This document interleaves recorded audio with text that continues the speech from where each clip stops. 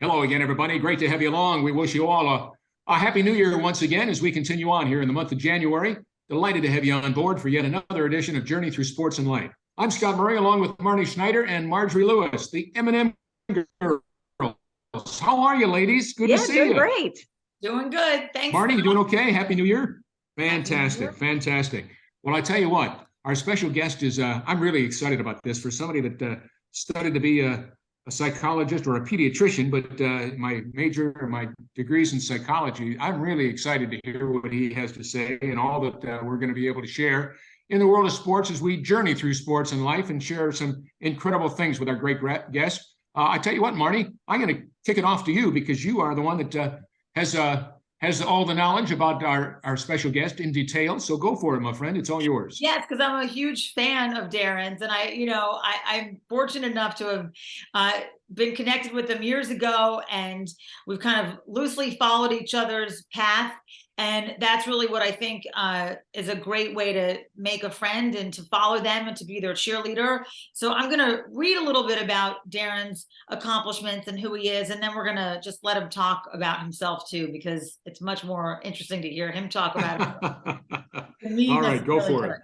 All right, so Darrin spent 30 years of sports marketing, media, and ministry. Darrin is recognized as a thought leader and speaker on strategic philanthropy, fatherhood, mentoring, and leadership. Darrin co-authored The Jersey Effect, Beyond the World Championship, with the foreword written by everyone's favorite, Tony Dungy. So, Darrin, thank you for joining us today. It's my pleasure to be here with you three. Great to have you on board, Darrin.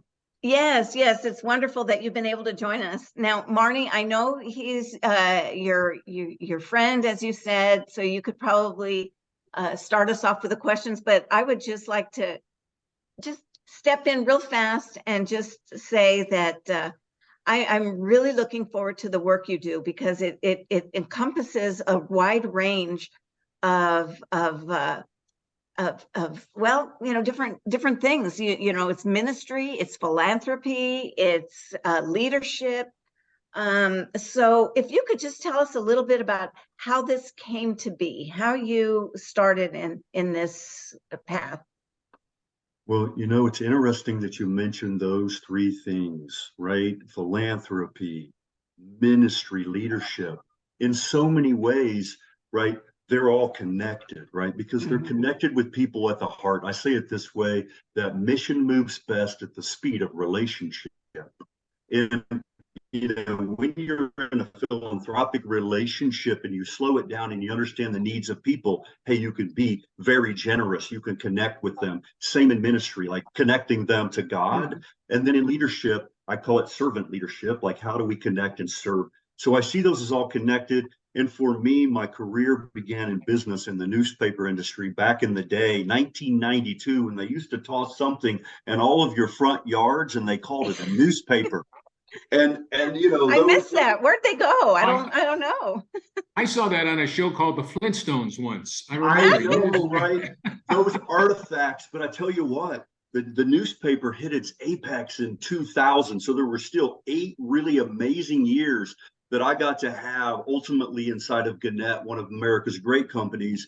I learned about the fundamentals of leadership and how to value your employees and how to connect with people, and then do that in a way that's fiscally responsible and highly profitable. And you all have great regard for the media. I know you work in and around it.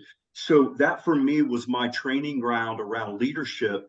But I tell you what, in 1998, I went to a Promise Keepers convention. And it was really laughable because I told the person that was inviting me that I was too busy. Like, they wanted me to come to a stadium with them. Don't misinterpret what I'm saying, but like, I had every ticket in town. I worked for the paper, right? Pacers, Colts, Ice, Indians, Motor Speedway. Like, I had all that kind of hospitality for the people that we were entertaining to buy advertising. I'm too busy. But you know what? I ended up saying yes. I went to that stadium on that day. I made a strategic relationship that ultimately ended up changing my life.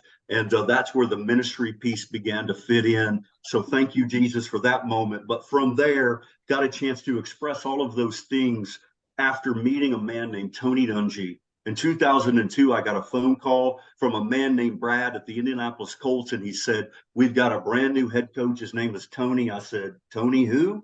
And she said, "Dungy." And I'm like, "Oh, okay, let's figure out who this guy is." And while we already owned Men 2554 in so many ways with the sports section every day that they read, he made a compelling argument as to why I should support Tony's work around fatherhood. And we ended up making a $25,000 donation.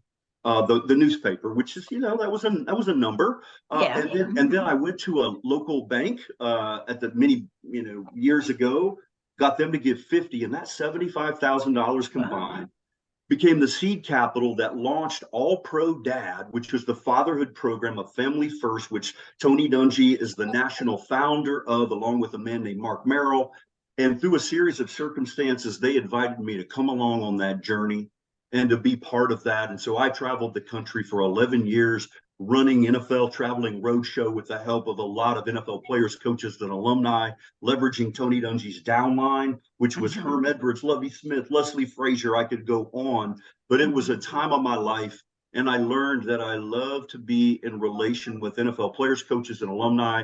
And I built my career around it. And I'll tell you more as we go, but I want to pause there and just let you all speak into that. Give me any feedback that you might have about how I can meet your audience today. Wow, that sounds wonderful. Well, I think anybody listening today would be thrilled to hear everything that you've said so far and what we're going to continue to hear from you. I think it's interesting that it all started, it was just serendipity. Yeah, I would call that a God incident. I might even call it a modern day miracle, just the chance to connect with the right kind of people. And then because I was really good at leadership, I ended up managing 7 different divisions inside the newspaper, had a $40 million budget. None of that matters except to say that one of those divisions was our sports and entertainment division. And that was a buy-sell division. So I was buying sports inventory from teams so that we could leverage that to sell them inventory so they would could sell their tickets for their events. And that perfect storm led to me to really understand the sports and entertainment world. That then led to the philanthropic side of me, which is the ministry and missional part. And it was just a great training ground. And I don't take it for granted, but I think there were a whole lot of little miracles along the way. And just thankful to the Lord for being able to be here with you guys today. Yeah. It's really amazing, Darrin, when I hear when you hear the timeline, many philanthropies maybe have a very short run, and there's only a few that really can sustain. Like the Ronald McDonald House is one that I can think of that had, a very long run. And then what you've been able to put together and to sustain it and to continue to elevate it, there really was such a need for it. And so that's really what's so exciting to hear about, how you literally picked up the ball and started running with it, and then where you are today and what you're doing with that philanthropy and so much more is so exciting to hear. And also just how people really do appreciate the faith, family, and fatherhood of football. They really do. They need it. It's really something that's food for our soul. So I love, hearing you talk about it, and I'm excited to hear more. Well, know that I'd much rather talk about your grandfather and the founding of the Ronald McDonald Children's Charities and all the places that I've taken Clark Kellogg and Tony Dungy and so many other folks to go serve in Ronald McDonald houses, which house the families of folks in dire straits and hospitals and all the things that you do. So it's been an honor for me, not just to be in and around the sports world, but to use sports for good. The things beyond football that make a real difference, to make sure that we're caring for the next generation and loving people well, no matter what their faith, no matter how they encounter their faith expression. Like we all get that we need to help people. And I believe that that's really at the heart of who I want to be. I call it the superpower of combining humility and strong confidence that God's going to come through. And when you combine those two things, that's how I like to model myself. Learned that from the best of the best, Tony Dungy. And now here I am, just a small, pale reflection of what it is that he's been able to do, but honored to be with you here today, talking about things that really matter, things beyond the ordinary, things that are truly extraordinary and make a difference in the world. So let me kick it back to you, Scott, to take it from there. All right. Well, thank you much, Darrin. Let me ask you, you talk about Tony Dungy, and I've had a chance to, obviously, like the millions of folks that are listening here or across the country are football fans. We all remember Tony as a coach with the Colts in Indianapolis, but maybe even more importantly than that is just what he did philanthropically. We still see him now on the NFL, you know, with the pregame and the postgame, as you know, on the desk. But I just wondered, you mentioned Tony, and I got to meet him first of all one-on-one when I used to emcee the Taste of the NFL for the food banks all across America at the night before the Super Bowl every year. Yeah, great event, and Tony was always there. Yes. What is it? I've got about a minute and a half before we take a break. What was it that you learned from Tony and that you brought his name up half a dozen times already here tonight or today? What is it that makes him special? Yeah, he's had a profound influence on my life, but I tell you what I learned. He wrote about this in his book, Uncommon Marriage, where he and Lauren tell their stories about how they have a covenant relationship, have stayed strong through the years, which is what I want, like my primary relationship. But then he taught me what to say yes to and what to say no to. What things am I uniquely called to that only I can do because of my unique giftedness. He and Lauren have a similar strategy. They actually learned that from Tom Lamphere, the current chaplain of the Minnesota Vikings, who taught it to him 30 plus years ago when he was an assistant coach with the Vikings. But I tell you the long stories because I've been in the trenches with this guy for a long time. And I just love extending the messages which he's brought forth, which is from success to significance. Like, it's not just about worldly success. It's about the significance that we feel when we help another person to make a difference in their life. So that's one of the things I learned. And thanks for giving me the privilege of talking a little bit about Tony today. Well, he's something special, no question. We can hardly hear or wait to hear more from you. We're going to be back with more of this edition of Journey Through Sports and Life with Darrin Gray right after this.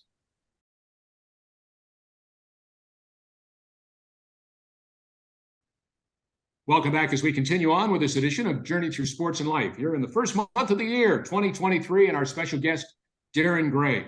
Darrin, I'm just going to pick up off the last thing that we asked before we went to the break. You know, you talk about somebody like Darrin and you know, some of the other people that I'm sure you met in Indianapolis. You know, I think of Peyton Manning, you know, just all that he represents. I work with his dad on the National Football Foundation, Archie Manning. And of course, I'm most proud to say that just a couple of months ago, special guest here was Eli Manning, was in town at SMU as their special guest for their sports luncheon series that they have. And you get to see with Archie and his wife and the kids that they had, and just why they're, you know, I'm trying to think of their third son's name and I can't for the life of me. Cooper, thank you, Cooper. The oldest. But you meet these three guys and you get a chance to see is some of the things that you've mentioned, just philanthropically, but just the father image of somebody like an Archie and what he did. Cooper didn't play football, and sometimes I've heard that he was the best of the three players, but could not play due to injuries and what have you. But Eli and Peyton, we all came to know, Super Bowl winners, and yet I just wondered, what message would you share to all of us about some of the people that you've met and other people besides a Tony Dungy or a Peyton Manning or something that have just kind of stuck out and you've learned so much from? Well, you know, I've got to be with all of those folks in different settings, and I've had fun moments and I've had heart-wrenching moments. Because if you think about it, like, these are real men, like, they have lives, they have families, they have complications, and they're in the spotlight, which means that they have a level of scrutiny on them, and to answer your question, Scott, that makes it pretty tough. You know, like, if you don't tip the right amount, if you should tip 40%, just as an example, right? People have expectations that they place on them. And so the reason I wrote the book, The Jersey Effect, with Tony's full permission about the championship season, this is Super Bowl XLI, which I was in and around that whole entourage. These are my friends. In fact, you know what I have right here? Check this out. That's the news. That is literally the newspaper plate that helped to print The Peyton Manning's founding year. I haven't even hung it up on my office yet because I just moved into a new office. But I say that to say I was in the newspaper business during that era. So that was my early meetings with these kind of guys. But from there, now I know them, like hundreds and hundreds of NFL players, coaches, and alumni gang that are in my personal ecosystem and network. And I think of it this way, sort of influencing the influencers that can influence the world for good. And why I don't wake up every day having a conversation with Peyton, last week when the Pray for Damar, when Ben Watson was on CNN, when Dan Orlovsky was on ESPN praying out loud, when Tony was commenting on Football Night in America about prayer, like that's my sweet spot. And so I'm communicating behind the scenes through the National Chaplains Network at Athletes in Action, which I serve as an advisor to. I'm able to pull together all of these pieces because each one of these men I know, like they're real people and they have their own life challenges. And so for me, it's to understand, like we put these guys on a pedestal, and rightly so. Most of them are great and fantastic role models. Everyone we've talked about today, fantastic role models. But know that that's not the case in every sport with every player. And so I need to be very discerning to make sure that the good guy club that I align myself with is not going to end up in troubled places in the public view, because I wouldn't want that to bring disrepute to any of the projects and programs that I'm personally aligned with. Yeah, that's so important. It's listening, Marjorie, really well to their own needs, and then discerning where the veracity, the truth of the matter is, and then getting the stories just perfectly honed so that when we do our philanthropic stuff, we're on message, we can create value. And those are the kind of things that I love doing. And these guys have just taught me just to be myself, be authentic. And that's what I'm doing here today. And I hope that that resonates with your listenership, and people can be inspired to want to do more and be more, help others, and ultimately be drawn to what is good in the world. You know, Darrin, that sounds wonderful. One of the things that gets me just listening to you, watching you, is there is so much passion there. This is not just a job. This is so much passion that you bring to this. So I have to ask myself, and I, you know, I'm asking myself, well, I wonder how he got so passionate. So if you could tell us a little bit about your journey. Now, you did tell us about your newspaper, and then you know, the moment that you sort of your epiphany, but usually when somebody gets involved with something, there is something of a personal nature. You know, if you get involved with Parkinson's, it's because someone in your family has had Parkinson's, something like this. So if you go back to your younger years and before you got to the newspaper, how important was leadership? How important was ministry? And did you have an aha moment as a youngster? What was your journey? You know, my mom, God rest her soul, taught me to be brave, and that my voice mattered, and that I was a leader, and that if I would slow down, and you know, the passion can keep me moving at a pace sometimes. So I get that sometimes I just need to. But what I've got to say is that she taught me to be brave, and she taught me that dads matter. And the thing that she challenged me with was just be the best dad you can be. Like, you can be a great businessman, you can make money, you can do good in the world. That's all good. I want that for you. And I know that she would be proud of me. But you know, during the COVID and all the mess of the last, you know, 2 years, Couple of years, like, yeah, you know, I lost mom, and you know, she's still with me. And so the fatherhood work is so authentic to me, and it's the thing that leads to mentoring. And so I need to tell you about Prince Majestic Michael Johnson. Prince is the young man that in 4th grade became my in-home you know, child that began being around a lot. He was good friends with my oldest son, who was just married a few weeks ago. Was the best man in that wedding, but Prince was around a lot, and Prince didn't have a home to go home to. And it's a long story how all that came together. But as I'm aging up and figuring out, look, taking my mom's challenge, be brave, step forward, you can do this, you're a leader. I realized that leadership started inside my own home, in my own community. And, Prince just graduated from college. Oh, And, wow, that's wonderful. and it's not so much a blindside story, although he was a hell of a good athlete.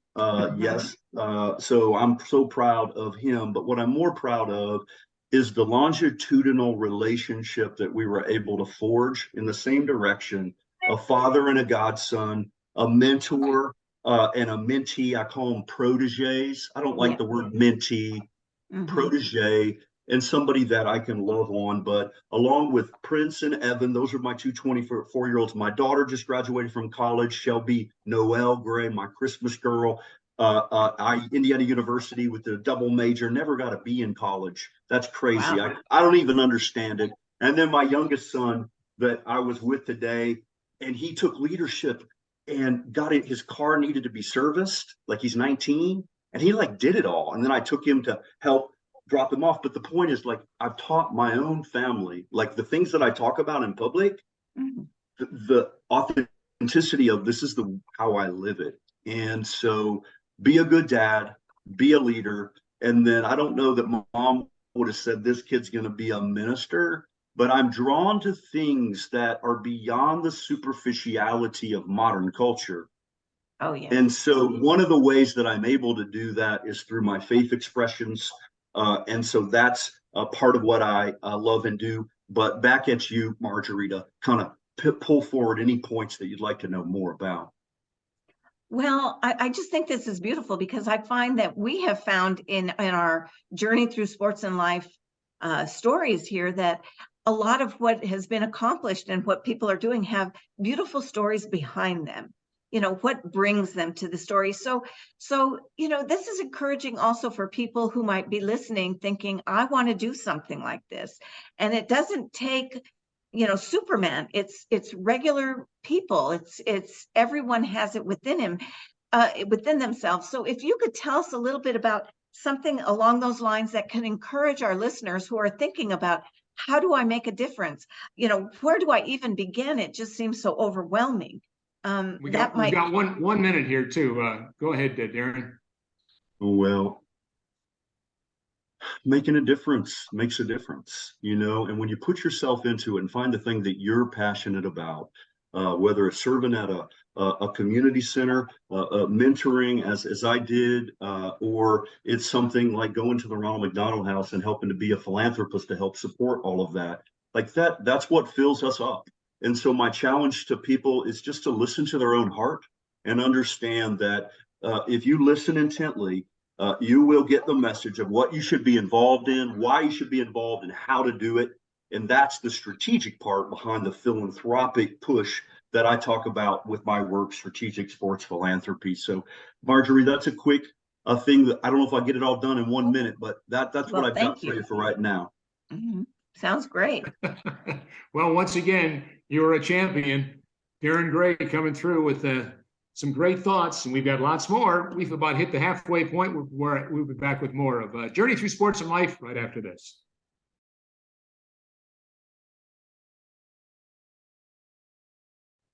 Welcome back to yet another edition of Journey Through Sports and Life. Marjorie and Marnie, and I'm Scott, and our special guest is Darrin Gray. If you've missed the first part of the show, you've missed quite a bit.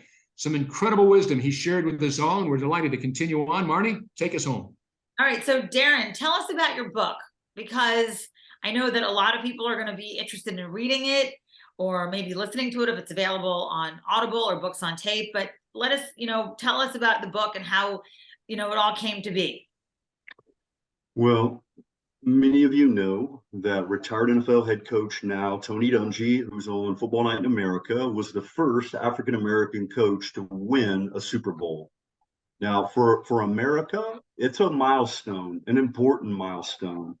And he happened to be someone that I was working immediately with through a charitable strategy called All Pro Dad, which was the fatherhood program of Family First. And I became captivated, although your folks can't see it, by a photograph, which was taken in the locker room immediately following the Colts win. It's a fascinating story. This photograph is of the entire team kneeling down, not that dissimilar from what's been happening in the Pray for Damar era that's going on in contemporary times, where people are praying from all faiths. They're kneeling down. They're taking a moment to reflect on the things that really matter. But I knew that something important had happened here.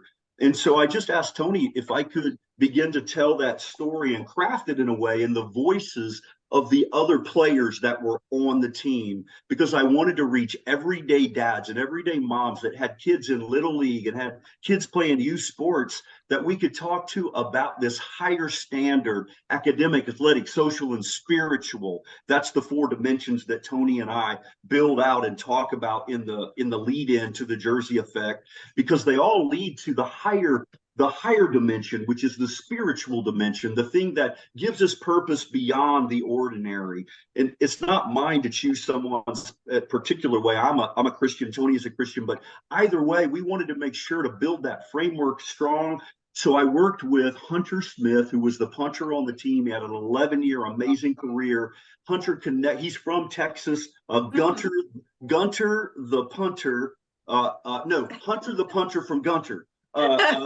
In Texas, and so we recruited 11 of the players and coaches to tell from their vantage point what was really going on in the locker rooms, behind the scenes, what was the higher purpose that was happening. And we told that really interesting story through that lens, and ultimately landed in a place that everyday sports fans, kind of my love letter, Marnie, to sports fans, to say, you know what, you can have all these dimensions of your life, but we believe that, if you look at all 4 of them in concert, you'll live a whole life, you'll live a full life. And so I was blessed to be able to write that book with the help of a lot of amazing people, published through Thomas Nelson, and thankfully it sold plenty of copies, and we're thankful for that ability to communicate that central message, right, that we all will have a Jersey effect on those around us. The jersey that we wear, I'm not talking about New Jersey, I'm talking about the proverbial jersey that we would wear into the workplace, with Scott with your, a jacket on today, or Marnie, your jersey of plugging in as the granddaughter of the owner of a professional sports team, the Philadelphia Eagles. Are you kidding me? And using those things, you can then have an influence on those around you. But is it going to be positive, or is it going to be negative? And how do we shape it toward the positive by having a framework to work with, to hold ourselves accountable to a higher standard, a higher calling? And that's why I wrote The Jersey Effect, and it was an honor to do it, and can't wait to tell you more about it as you ask follow-up questions. Yeah, well, that's first great of all, I stuff. was just curious, how long did it take you to write it? It sounds like it's very comprehensive. Yeah, it was 11 months from the time that I sat with Tony in his hotel room. It was he had to be on set the following. We were together on Sunday morning before he went to a Football Night in America, which was at that time being filmed in New York City in the same studio as Saturday Night Live.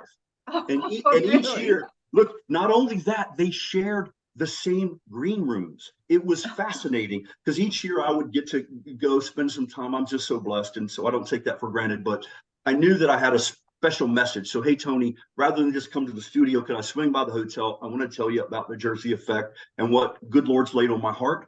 And when I told it to him, he bought in. He said, man, let me help you. And we began this journey that ultimately led to a great byproduct that's helped a lot of people and continues to sell well on Amazon and jerseyeffect.com. Check it out if you want to know more. But that's how it began. And it took me 11 months from that time to release the ebook version, which then led to the printed version. And now, several printings later, here we find ourselves talking today about that little book. Oh, fantastic. You talk about what's going on in the National Football League this year as we get ready for the playoffs and the Super Bowl coming up in February. Yes. And I just wondered, I heard you mention Damar Hamlin earlier in the program. Yes. And I just wondered, just with everything that you've already shared with us today, Darrin, it's amazing the way the the football world, certainly his teammates and his family, but the entire country has rallied behind him. That program that he had trying to raise money, what was he trying to raise? $2,000, $2,500 or $225,000, but he's already raised over $9 million just from people around America, touched by what took place. It showed us all the real power of prayer during a time that the whole country came together for somebody. And, now he's back home and recovering, and what a special story that is. I just wondered, from your vantage point and everything you've shared with Marnie and Marjorie and I thus far, and certainly our audience, what comes to mind when I say Darrin's name, and took place? Yeah. I say Darrin, I meant DeMar. It's man down. Yeah, man down. Right. When football is a violent sport, and it just is. And because football is family, when a man's down, then we need to stop and pay attention to the need of that man. And knowing all of the men, and I know the man that put him in the game. His name is Leslie. He's a real person, Leslie Frazier, the defensive coordinator for the Bills. And think about the weight of that, and so as I'm communicating with all of the people around this all week, like one-on Ben Watson, Dan Orlowski, Tony Dungy, Leslie Frazier, all these people that I'm not celebrating, that's not the right word, but what we love is that this idea of prayer and love and an outpouring of support can be normalized, right? Because in contemporary culture that's been a little bit divided of late, I think we would all sort of nod our head and just go, there's a little bit of divisiveness in culture. Like, what a blessing. Like, it didn't take a 9/11 moment with 3,000 people. And this sounds awful, what I'm saying, but it's the truth, man down. Like, when those things happen and you attuned to the fact that we are all in this together, the human race. And when we understand that DeMar is a real person and he died, I mean, and so how do we resuscitate him? I'll call it a modern day miracle, but I think the larger modern day miracle is not just that DeMar Hamlin is doing okay now. He's home after, 10 days or so. The real modern day miracle is the tens of millions of people that looked beyond themselves and said, you know what, I can kneel down, I can do more, I can focus on things that really matter. And when you think about all those aspects of it, I think it's remarkable where we're at. And I'm looking forward to this year's Super Bowl more than ever to find ways to bring forward things like the He Gets Us campaign. Gang, there's going to be campaign spots about Jesus on national TV, Super Bowl Sunday, a 30 and a 60. And that's never happened before in these kind of ways. And it's going to bring forward sort of the childlike nature of what it is that we can do just to love each other as children would and be better, do more, connect. And so that's why I'm so excited to be part of that faith sports movement. I call myself a sports life pastor, but in and around what I do with Athletes in Action and the He Gets Us campaign and all these things, I have a front row seat to what's best in America. The things that bring us together and get us thinking about what we can do to be our best selves. And so when I think of DeMar, man, I prayed for him this morning and each and every day, but it's the collective and the private prayer to the public and private people coming together, getting beyond themselves and saying, you know what? We're going to pray for DeMar. It's remarkable. I hope that your listeners agree and check out some of my stuff at Darrin Gray 2020, at Darrin Gray 2020. You can follow along with these kind of things and my exact thinking on that. Grab me on Instagram or LinkedIn, and you'll hear all of my exact thinking about what I think of DeMar Hamlin and how much it's meant to America. So thank God, first and foremost, that DeMar is doing well and his teammates are excited. Absolutely. No question about it. Marnie, got about a minute and a half. What thoughts might you have for Darrin? Well, I think it's just so great. I love hearing you talk about how everybody really came together for DeMar, but it was really so I think his legacy, I want to talk about your legacy too, Darrin, but definitely DeMar's legacy is incredible. And I think Miles Sanders who played high school football with him said, you know, Damar, everybody knows you. And he's like, and Damar's answer was, yeah, but I don't want to be known for that necessarily. And then Miles Sanders was like, oh, no, dude, like, this is cool. Like, people know you because you brought everybody together. We all took a moment, and we're still doing that, I think, to really celebrate football and to be thankful for the players and the families and all the sacrifices that they go through. And so I think that you're going to be able to cheerlead all of us through all this, Darrin. So thank you. That's great. Well, and I'm just one voice in the midst of so many spiritual leaders in the NFL. Every team's got a chaplain, all that player engagement directors. The NFL's doing a really good job of meeting a moment well. And I want to applaud the NFL because it took its unfair share of, in the last couple of years. So anyway, I know we got to end this segment, but thanks for letting us talk about things of substance. I love it, you guys. Yeah, like I close all my speeches with, Darrin, live your life as a go-getter, but share your life as a go-giver. And America certainly has done that. We're continuing on with Journey Through Sports and Life. We're coming right back.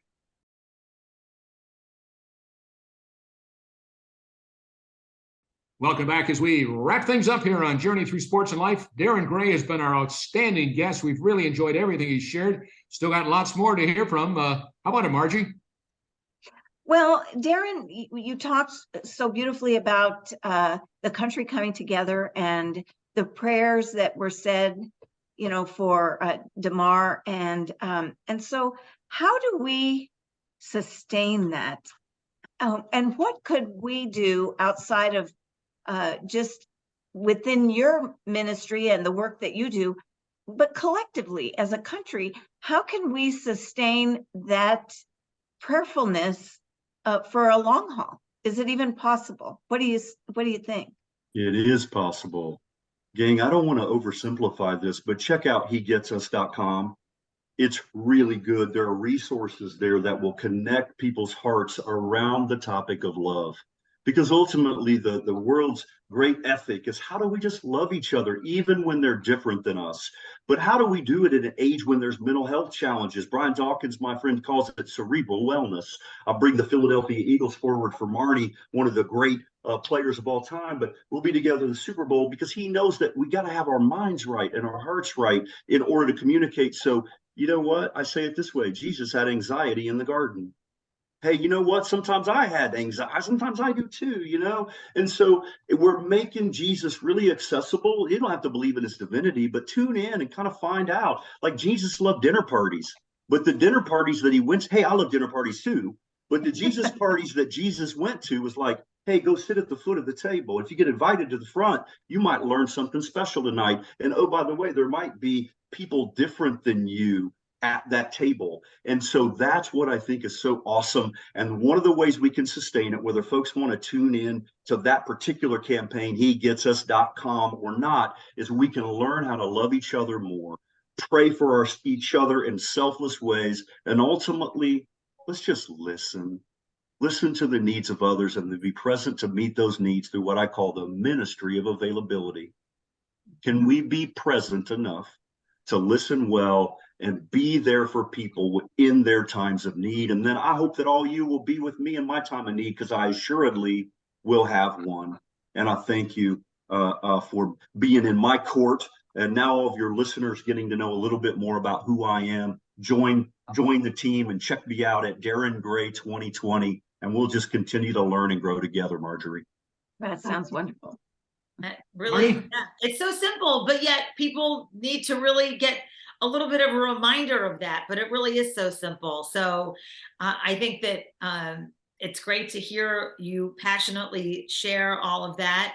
And okay, so when you're around all these athletes and around people that have really accomplished a lot, aside from all of them mostly probably being very faithful people and really caring about giving back and making a difference, what do you think is kind of the common denominator that these athletes that have risen to the highest level have? What is it? Belief. That they have in their heart a belief that they can do more, accomplish more, and be more. And, not every child has that in their life. They don't always have present parents. They don't always have the helps that they need in school.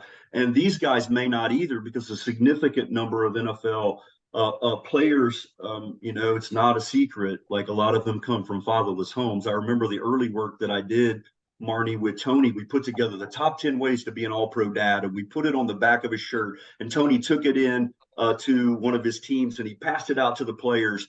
And afterwards, the players would come up and they go, we didn't have a good dad.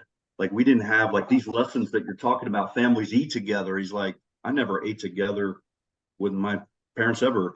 And we began to be sensitized to that and attuned to that in such a way that we could meet the needs of both fatherless youth as well as young people growing up that had great fathers and family and support systems.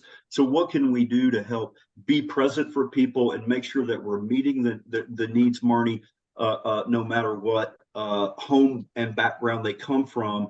But we do know one thing: when parents are present in the lives of young people, right, the incidence of crimes and risk and all the other risk factors that make things challenging in people's lives, make it difficult for them to believe in themselves. So bringing that full circle for you, that one differentiated advantage that I see in every NFL athlete is the strong belief that they can do this. And most of them learned it from a coach. But most of the time, it wasn't their head coach, Marnie. It was an assistant coach. It was their position coach that got into their life, that took the time to get to know them, study them, understand them, and then speak life, speak truth. Hey, you can do this. You're going to be great. And I've seen it again and again and again. I know that you have too, because you're so close to the world of sports, Marnie. Well, I think so much of it, with whatever it is, and like I love hearing that, is when, believing in yourself, but also so somebody giving you the confidence to believe in yourself. And that is really all it takes. So if somebody, whoever it is, whether it's an assistant coach or a parent or a friend or a teammate, giving you the confidence to go do it, then you can believe in yourself. And then that really is the kind of those intangibles that create the success that that people might have. And obviously then all the other stuff has to come into it, staying healthy and getting lucky and having good teammates and everything else. But it's really at the common core, it really is about believing in yourself and having people believe in you too. Right.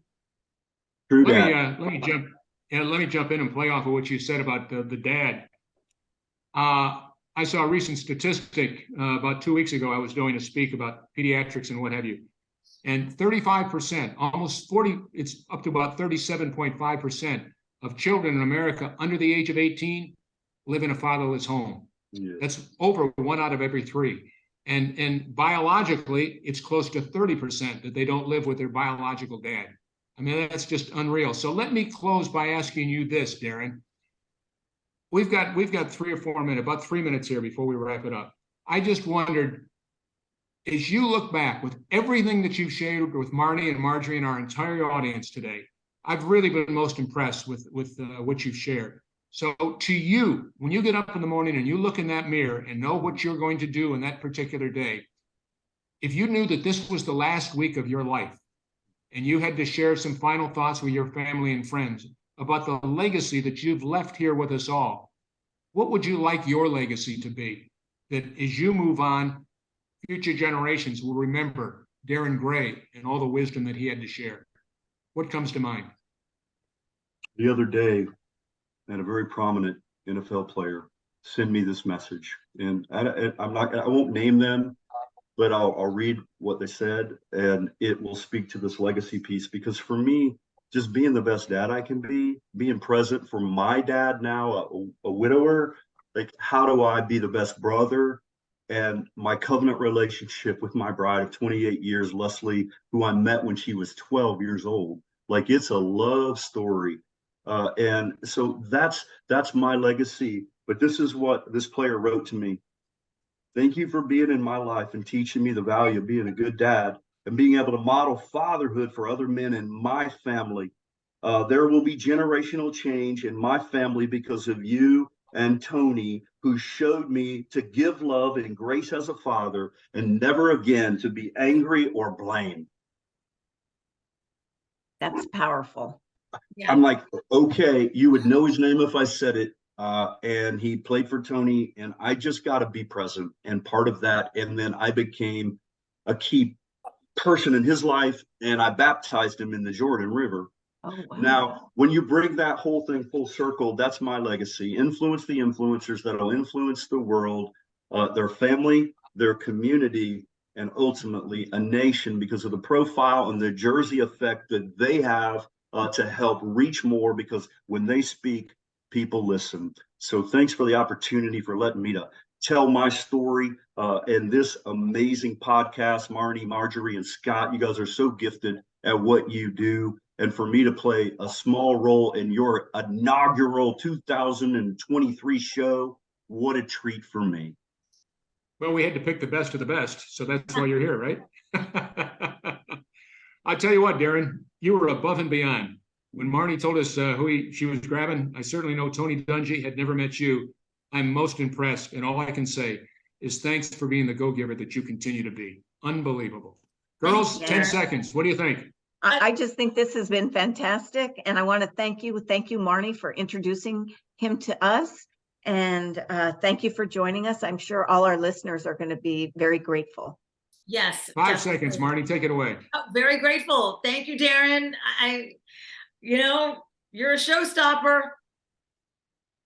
Thank you, Darrin. For journey through sports and life, stay well, stay safe. Thank you, Darrin, and God bless you all. We'll see you next time.